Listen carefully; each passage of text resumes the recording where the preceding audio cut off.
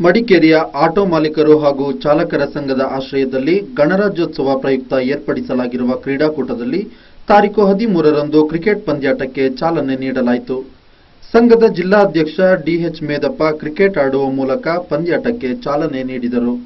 ಈ ವೇಳೆ ಮಾತನಾಡಿದ ಮೇದಪ್ಪ, ಆಟೋ ಚಾಲಕರು ತಮ್ಮ ಬಾಲ್ಯದ ವಿದ್ಯಾರ್ಥಿ ದಿನಗಳಲ್ಲಿ ಹಲವಾರು ಕ್ರೀಡೆಗಳಲ್ಲಿ ಪಾಲ್ಗೊಂಡಿರುತ್ತಾರೆ. ಆದರೆ ಸಂಪಾದನೆಗಾಗಿ ಆಟೋ ಚಾಲಕ ವೃತ್ತಿಯನ್ನು ಆಯ್ದುಕೊಂಡ ನಂತರ ಕ್ರೀಡೆಗಳಲ್ಲಿ ತೊಡಗಿಸಿಕೊಳ್ಳುವುದನ್ನು ಕಡಿಮೆ ಮಾಡುತ್ತಾರೆ. ಅಂತವರಿಗೆ ಮನರಂಜನೆಯನ್ನು ಒದಗಿಸುವ ಉದ್ದೇಶವನ್ನಿಟ್ಟುಕೊಂಡು ಈ ಕ್ರೀಡಾಕೂಟವನ್ನು ನಡೆಸಲಾಗುತ್ತಿದೆ ಎಂದು ಹೇಳಿದರು. ಇದು ಹಿಂದಿನಿಂದ ನಮ್ಮಲ್ಲಿ ಒಂದು ಕರಗತವಾಗಿರುವಂತಹ ನಮ್ಮ ಸಂತೋಷದ ದಿನ ಅಂತ ಹೇಳ್ಕೊಳ್ಬೇಕು.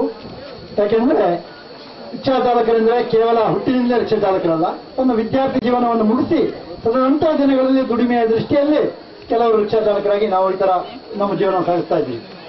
ಆದರೆ ವಿದ್ಯಾರ್ಥಿ ಜೀವನದಲ್ಲಿರುವಾಗ ಎಲ್ಲರಲ್ಲೂ ಒಂದಲ್ಲ ಒಂದು ರೀತಿಯ ಕ್ರೀಡಾ ಚಟುವಟಿಕೆ ಅವರ ಶರೀರದಲ್ಲಿ ಅಳವಡಿಕೆ ಆಗಿರುತ್ತೆ.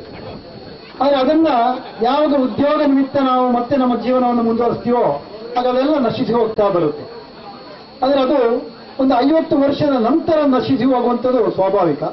ಆದರೆ ಅದಕ್ಕಿಂತ ಮುಂಚಿತವಾಗಿಯೇ ನಮ್ದು ನಶಿಸಬಾರದು ಅಂತ ಹೇಳುವಂತ ಒಂದು ದೃಷ್ಟಿಕೋನ ಇಟ್ಕೊಂಡು ಕಳೆದ 1992ರಿಂದ